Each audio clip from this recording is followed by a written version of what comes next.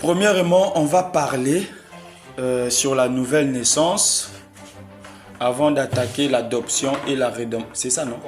Et la conversion. Ici, le premier sujet, c'est la nouvelle naissance. Avant d'entamer la nouvelle naissance, nous devons d'abord connaître qui a fait que la nouvelle naissance soit nouvelle naissance. C'est qui? Est-ce que c'est notre papa ou bien c'est la chambre haute qui a dit qu'un chrétien doit être né de nouveau? Qui a dit ça? Alors, l'auteur de la nouvelle naissance, c'est le Seigneur Jésus-Christ de Nazareth. C'est lui qui est l'auteur de la nouvelle naissance. Donc, on va parler ici dans la connaissance de notre Seigneur Jésus-Christ. Je ne peux pas prendre la connaissance d'une autre personne pour venir développer ici, sinon ça sera des erreurs. Mais ici, on va baser dans le cœur de Jésus-Christ, parce que c'est dans le cœur de Jésus qu'on trouve la connaissance. C'est dans le cœur de Jésus qu'on trouve la méditation. C'est dans le cœur de Jésus qu'on trouve la sagesse. Puisque Jésus-Christ, quand il prêchait, quand il enseignait les brebis qui étaient là et ses apôtres, alors la chose qu'il enseignait venait droit de son cœur. Alors qui l'a déposé? C'est le Créateur. Nous aussi, pour comprendre la nouvelle naissance, nous devons être en contact avec le cœur de notre Seigneur Jésus-Christ. C'est par là qu'on va tirer de la révélation. C'est par là qu'on va tirer la connaissance de la nouvelle naissance. Amen. Amen. La nouvelle naissance, il y a beaucoup de pasteurs qui prêchent sur ça. On a écouté, c'est quoi la nouvelle naissance? Qu'est-ce que la nouvelle naissance? On a beaucoup écouté sur ça, sur la nouvelle naissance. Mais aujourd'hui encore, nous allons aussi accéder dans ce plan pour que les choses soient au clair dans la chambre haute. Le but de cette partage, c'est d'avoir un même esprit, un même langage et une même voix. Voilà. Donc, si je dis voix, donc il y a l'inspiration à l'intérieur, il y a la connaissance à l'intérieur, il y a le discernement. Alors, premièrement, la nouvelle naissance, c'est quoi? La nouvelle naissance est premièrement surnaturelle. Donc ici, on ne parle pas de la nouvelle naissance physique, puisque la nouvelle naissance physique, c'est quand une personne, c'est-à-dire qu'une femme qui est enceinte, alors il veut aller accoucher, elle ne va pas accoucher la personne ou bien le bébé qu'elle avait déjà accouché auparavant. Non, elle va accoucher une nouvelle naissance. C'est-à-dire que la première naissance, elle avait accouché Déborah. Deuxième naissance, ça peut être Sarah ou Judith. Amen. C'est une nouvelle naissance. Elle a donné vie à une nouvelle personne. Et cette personne ne vient pas à l'âge déjà avancé, mais en bas âge. Amen. Alors, mais ici, c'est la nouvelle naissance qui est naturelle. La personne qui avait parlé sur la nouvelle naissance, c'est le Seigneur Jésus-Christ devant le docteur de la loi qui était Nicodème. Amen. Nicodème était fort dans la connaissance spirituelle et dans la connaissance de la loi mosaïque. Alors, le docteur,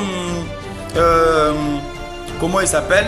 Le docteur Nicodème dit: ah, moi j'entends parler de la nouvelle naissance là.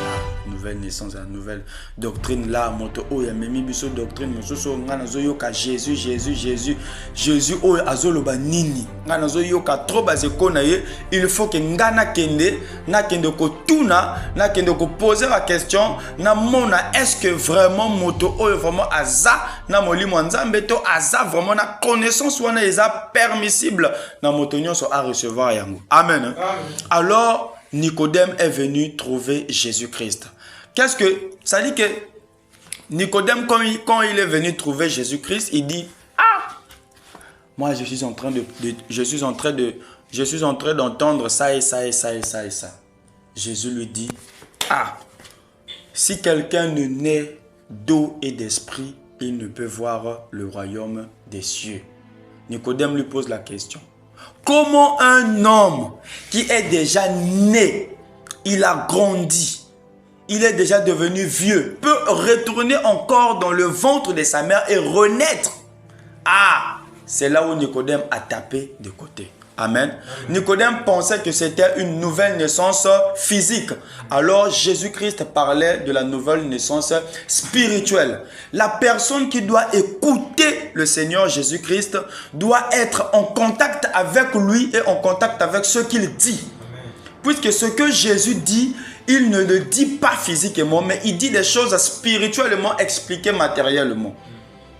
Alors, Jésus-Christ était un homme, comme disait le prophète Joël Tatou, il était spirito-matériel. Donc, il était à la fois spirituel, à la fois charnel, un homme de la chair. Mais pour comprendre Jésus, il faut être en contact avec lui spirituellement pour comprendre le sens de ses paraboles. Amen. Amen.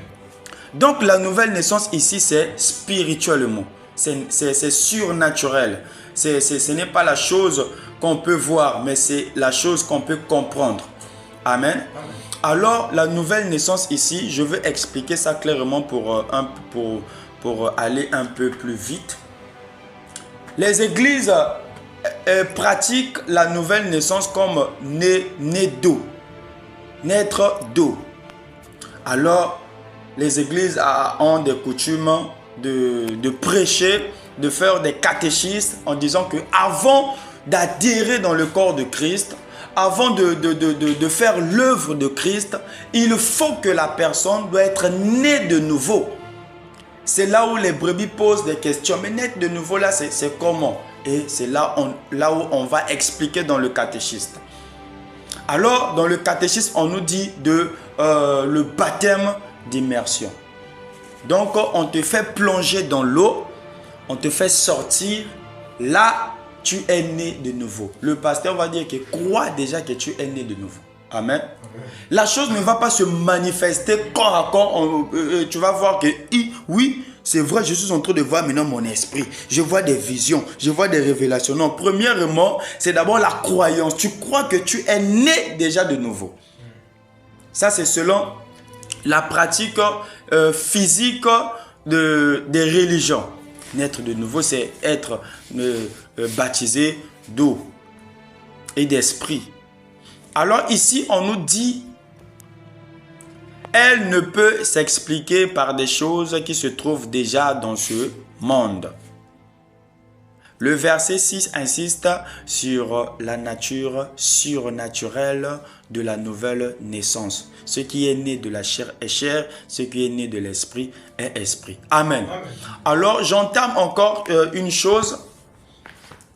La nouvelle naissance ne peut pas aussi être seulement baptisé d'eau et puis tu es né de nouveau.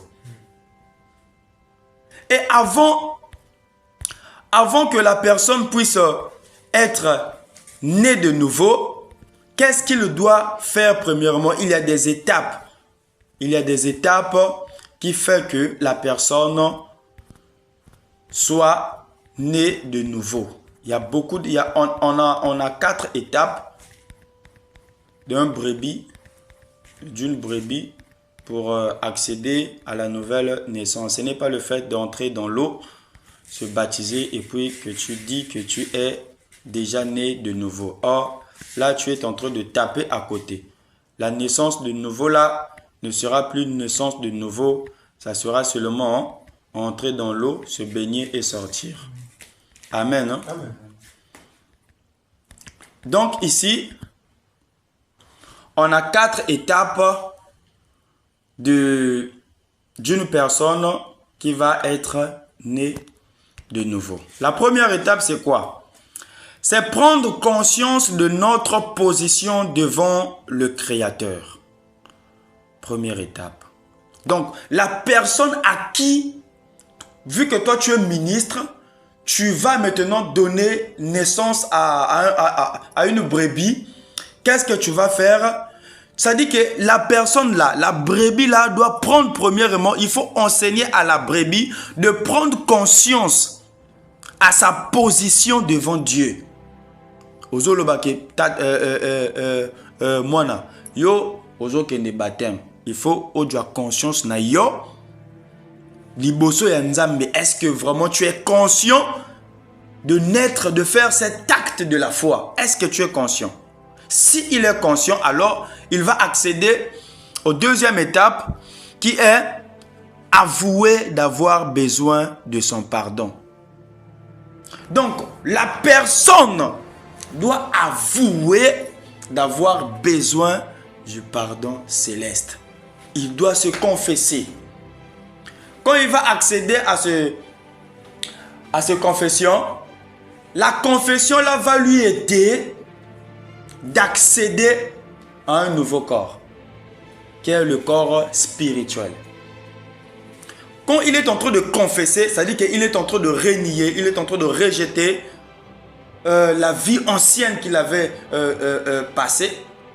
S'il était un homme d'alcool, il prenait d'alcool, un buveur de chanvre, un homme voyou, bébé noir, qu'est-ce qu'il va faire? Il doit renoncer à ces choses. Quand il va renoncer à la chose, la personne est maintenant en accès avec le monde spirituel. Donc, il est maintenant en bonne relation avec le Christ. Puisque le Christ ne va pas premièrement accepter son corps, mais il va accepter premièrement son esprit qui est maintenant conscient de ce qu'il va faire et de ce qu'il va vivre. La confession vient en esprit. Ça attaque là et ça sort dans le corps. Et la quatrième des choses, c'est l'apprentissage de la vie avec Christ. Donc, la personne maintenant va commencer à apprendre. Ça, c'est la quatrième. Troisième, c'est avouer d'avoir besoin de son pardon. Donc, la confession. Deuxième, c'est prendre conscience de notre position devant le Créateur. Première, c'est écouter Dieu. Voilà. Donc, première, j'ai déjà dit, c'est d'écouter Dieu. Écouter Dieu. Dieu peut te parler dans le cœur ou Dieu peut te parler à travers un pasteur. Donc, tu dois déjà apprendre à écouter Dieu. Puisque dans le monde que tu étais, dans le monde pécheresse que tu étais, tu écoutais qui? Tu écoutais tes amis. Puisque ce sont tes amis qui t'ont poussé à pécher, à boire de l'alcool. Vu que ton esprit était faible, ton esprit n'était pas un esprit dominateur, que tu pourras refuser toutes leurs offres. Parce qu'il y a d'autres amis qui peuvent venir te proposer quelque chose et toi tu acceptes. Peut-être tu avais envie de refuser puisque c'est mauvais, tu as envie de refuser, mais vu que l'esprit de ton frère et ton esprit est différent, parfois son esprit est au-dessus et ton esprit est d'une dimension plus bas. Alors tu vas faire quoi? Comment? Tu vas accepter tout ce qu'il va te dire. Donc ici c'est un problème de capacité. Alors la quatrième, c'est l'apprentissage de la vie avec Jésus-Christ, ce qu'on appelle le catéchisme ou bien l'enseignement biblique. Amen. Alors la personne là qui a passé ces trois étapes doit arriver à la quatrième étape pour apprendre la vie de Jésus. Les 4 évangiles, ce qu'on fait maintenant là. Il doit apprendre à lire et à comprendre les 4 évangiles de Dieu, de Jésus-Christ. Quand cet évangile est planté dans son cœur, cet évangile qui est la puissance de Dieu, cet évangile qui est le feu, qui brûle les forces de la chair, de l'âme et de l'esprit, va brûler et va enlever toutes les connaissances qu'il était avant. Ces choses, la connaissance maléfique, la connaissance du monde qui était en lui, va disparaître à travers la puissance de la parole qui sera en lui, dans la personne.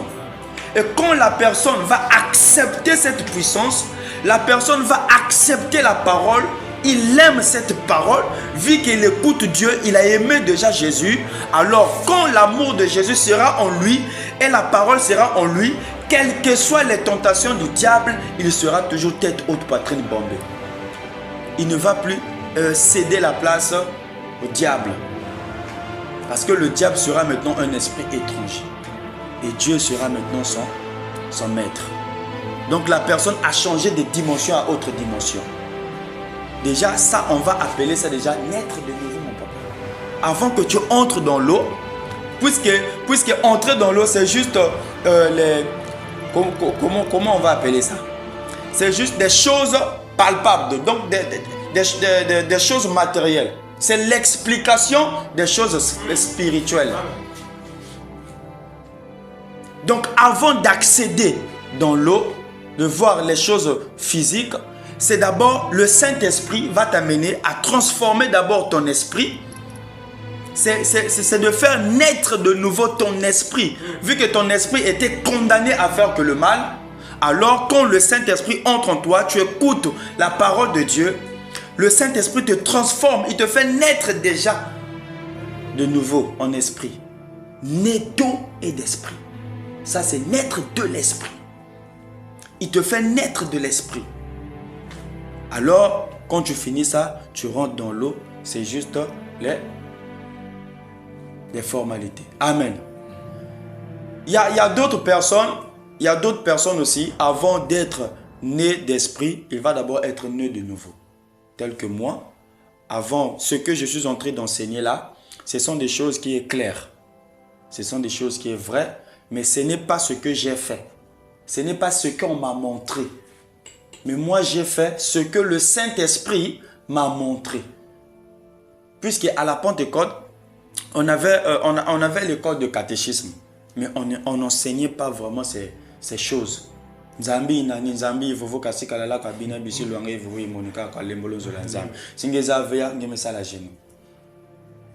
Singeza veya ngeme ko nangeme ko lokot makasa ngeme vutuk diaka. Ngeme vanda ko tena catéchisme, yame luta faso obamela exhibit nzambi nani.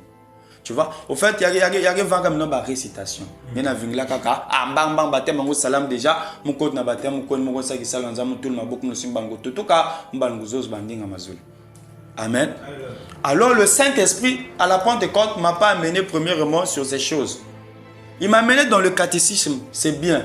Mais moi aussi je faisais mes recherches à moi. Je faisais mes recherches. J'ai accepté le Christ comme Seigneur et Sauveur, et j'ai dit que ça c'est la voie qui va m'amener au paradis. Alors, j'ai accepté le Christ, je suis né de nouveau. Quand je suis né de nouveau par le baptême d'immersion, je suis sorti. C'est alors que j'ai encore reçu le pouvoir de beaucoup lire, de beaucoup connaître Jésus-Christ. Il y a deux formes. Dieu peut t'amener directement dans le baptême. Après, quand tu sors, il t'amène dans le désert. Pour l'apprentissage de la parole, la méditation. 10 minutes, c'est le mot. Putain de merde. Oh Jésus. Bon, d'accord. Dans les 10 minutes là, je vais accéder 5 minutes à la conversion et 5 minutes. Donc, j'espère que ici, tout est déjà clair. Amen. Hein? On va rentrer maintenant sur la conversion. La conversion. Bien. La conversion, c'est quoi? Premièrement, la conversion, c'est changer d'état à un état. La conversion, c'est changer d'état à un état. Je n'ai pas d'autres définitions sur ça, mais c'est ce qui me vient à cœur. La conversion, c'est changer d'état à un état. Exemple. Une personne qui est catholique. Il croit à cette religion et à tout ce qu'on l'enseigne là-bas. Cette personne est convertie au catholique. Il est en train de suivre les enseignements de l'église catholique. Alors, il constate que l'église catholique a des erreurs graves qui est contraire. Il enseigne des choses qui est contraire à la Bible.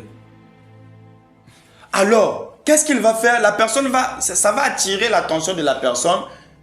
Il vient écouter la parole de Dieu dans la chambre haute. Quand il vient de la chambre haute, il est en train d'écouter la parole de la chambre haute et de l'église catholique. C'est tellement différent. Qu'est-ce qu'il va faire? Il dit non, non, non. Je ne peux plus aller là-bas. Si je pars là-bas, je reste pour moi à la chambre haute pour écouter la parole pure. Amen. Amen. C'est ça qu'on appelle déjà la conversion. Donc, il se convertit à la chambre haute. Il a quitté une religion à un autre. Et spirituellement aussi, Jésus veut que nous puissions se convertir en lui. Amen. Alors, pourquoi Jésus veut que nous puissions se convertir en lui? Parce qu'il a vu, on s'est converti déjà à une autre personne, qui est le monde. Nous sommes dans le monde, nous vivons les choses du monde, alors Christ veut que nous puissions se convertir à lui. Amen. Amen. La conversion, c'est comme une personne qui est en train de faire des passations de foi. Donc, il quitte cette manière de croyance et cette manière de foi, il s'attache à une autre personne. Amen. Hein? Amen. Voilà. Donc, ce sont des choses que le Saint-Esprit pousse à la personne. C'est-à-dire que vous êtes, c'est-à-dire que la conversion, c'est-à-dire que, je vais essayer un peu d'expliquer ça ici, là, ce que j'ai pris dans mon bloc-notes. La conversion, c'est-à-dire que vous êtes conscient qu'il y a quelque chose à vivre pour que demain ne soit pas semblable à aujourd'hui. Lorsqu'il était sur la terre, Jésus-Christ a rencontré un responsable religieux et lui parle d'une conversion nécessaire qu'il a nommée la nouvelle naissance. Donc la conversion aussi peut être une manière d'être né de nouveau. Je vous invite à prendre votre Bible et à lire le Nouveau Testament sur la deuxième partie de l'Évangile selon Jean chapitre 3, le verset 18, là où Nicodème était venu. Donc, ici même, Jésus lui amène dans la conversion aussi. C'est une certaine manière de faire convertir une personne. Puisque la manière que Nicodème croyait et la manière que Jésus-Christ est en train d'amener Nicodème, c'était différent. Alors Jésus-Christ veut que Nicodème se convertisse à la foi de Jésus-Christ. Amen. Hein? Amen. Donc c'est ça, on peut dire que la conversion, c'est quitter d'un état physique à un état spirituel. La conversion peut être quitter un état de faiblesse à un état de force ou de quitter un état négatif à un état positif. Pour la conversion. Donc, maintenant, bon, je vais essayer un peu de faire l'étymologie de la conversion. Le mot latin de la conversion, on dit conversio. En latin, c'est conversio.